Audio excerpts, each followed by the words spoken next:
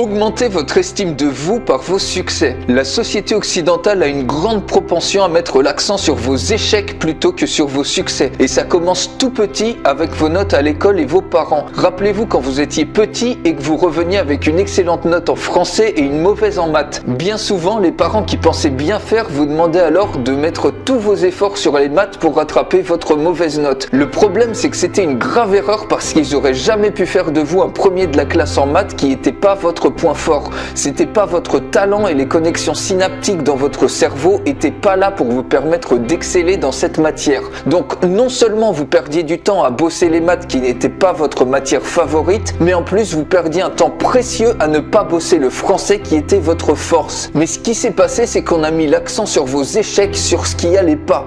Et ça vous a petit à petit rabaissé, vous vous êtes écœuré des maths et vous avez perdu du temps. Et ça continue avec vos profs puis vos collègues de boulot. Cet acharnement à mettre en évidence vos échecs, les profs, ils n'ont pas non plus arrêté de le faire. Par exemple, pourquoi ils marquaient toujours une croix en face de vos mauvaises réponses, mais jamais un V comme victoire en face de chacune de vos bonnes réponses? Puis plus tard au boulot, vos victoires et les projets que vous avez menés à bien sont à peine reconnus, alors que le moindre petit coup dur ou défaillance de votre part est tout de suite montré du doigt.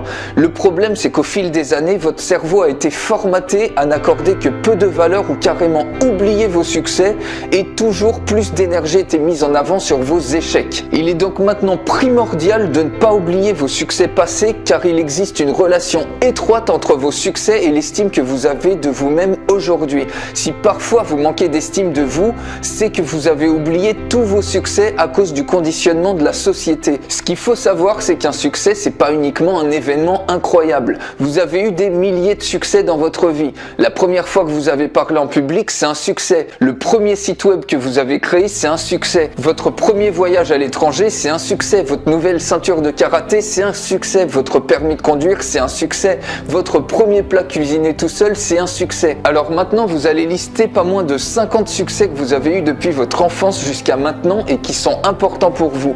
Puis vous allez entourer vos 5 principaux succès par ordre d'importance. Et à ce stade, il y a beaucoup de gens qui cherchent encore à contrebalancer les succès qu'ils ont listés par des échecs pour rééquilibrer les plateaux de la balance. Mais là encore, il s'agit d'un conditionnement de votre enfance. À partir de maintenant, vous allez remplir votre balance de victoire et la faire exploser. Vous allez garder en permanence votre balance pleine à craquer de victoire sans jamais chercher à la rééquilibrer.